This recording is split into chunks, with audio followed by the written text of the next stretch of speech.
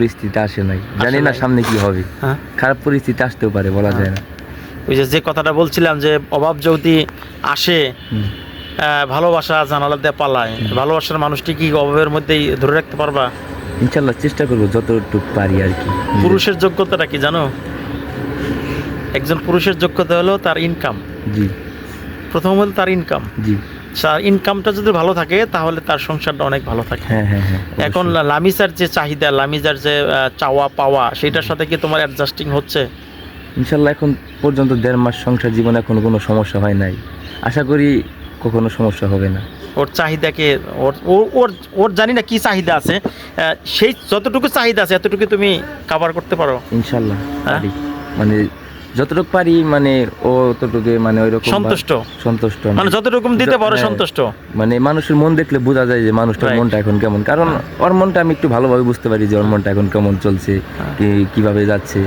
তো আমি যতটুকু বুঝি যে না, আমার সাথে ও থাকার পরে, মানে বিবাহিতে যাওয়ার পরে ওই রকম ভাবে খারাপভাবে দিন এখনো যায় না। এইভাবে জানি না সামনের দিনগুলো কিভাবে যাবে। 1.5 মাসে ঝগড়া করছো কয়বার? একদিনও না। ঝগড়া না হলে তো ভালোবাসা সংসারের জীবনের একটা অংশ না। ঝগড়া কিন্তু সংসার জীবনের একটা অংশ। জি জি। ঝগড়া হয় না এখন পর্যন্ত? কথার মধ্যে ঝগড়া হয় নাই আমাদের রিলেশন চলাকালীন, মানে এখন পর্যন্ত কোনোদিন একদিন ঝগড়া। লামিসা বলো না আজকে ফেয়ার লাভলি না লিপারে তোমার খবর আছে আজকে? আমাদের কোনো ঝগড়া নাই, কারণ ও যখন আমার একটা কথা বলছে ওটা আমি শুনছি, যে না ও আবার যখন আমি ওর একটা কথা বলছি তখন ওটা শুনি। তাইলে ও আমার কথা যখন শুনে তখন আমার মনে হয় যে আমাকে একটা কথা বলতেছে, তাহলে এটা আমি কেন শুনবো না? তখন শুনি, তার জন্য আর ঝগড়া হয় না। ঝগড়া হয় না? ঝগড়া করতে মন চায় না কোনো সময়? না। তাও মন চায় না? হ্যাঁ। অনেক সময় মজা করে একটু ঝগড়া করি মানুষ দেখুক। না, তার মধ্যে এখন আমরা যদি আবার বাসায় যদি ঝগড়া করি, তারপরে মানুষের মনে কত কিছু আসে, বলা যায় না সেটা।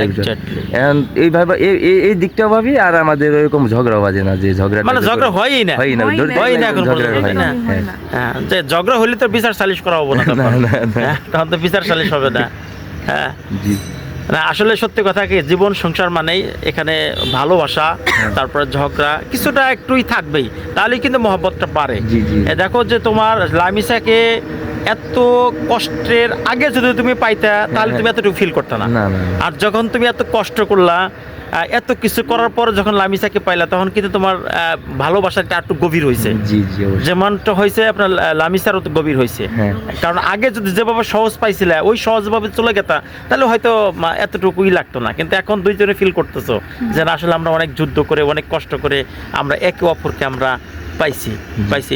আগামী দিনগুলার স্বপ্ন কি? তোমার স্বপ্ন কি? স্বপ্ন এখনো আসলে বাস্তবতে যে টাকা ছাড়া স্বপ্ন দেখা যায় না। এখন আমার কাছে এরকম ক্যাশও নাই, টাকাও নাই, তো এখন আমি স্বপ্ন দেখতেছি না।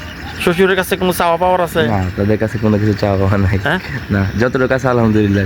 এই শ্বশুর কাছে, আপনার শ্বশুরের কাছে উনি আমাদের জন্য যা কিছু করছে তুই আলহামদুলিল্লাহ। এই শ্বশুরের কাছে চাওয়ার নাই কিছু? এরকম কোনো কিছু চাওয়া নাই, যা করছে আলহামদুলিল্লাহ, অনেক উপকার করছে, তাই না? তার বাইরে কিছু চাওয়া না। দিলে কিন্তু অনেক কিছু দিতে পারে, কিন্তু অনেক কিছু দিতে পারে।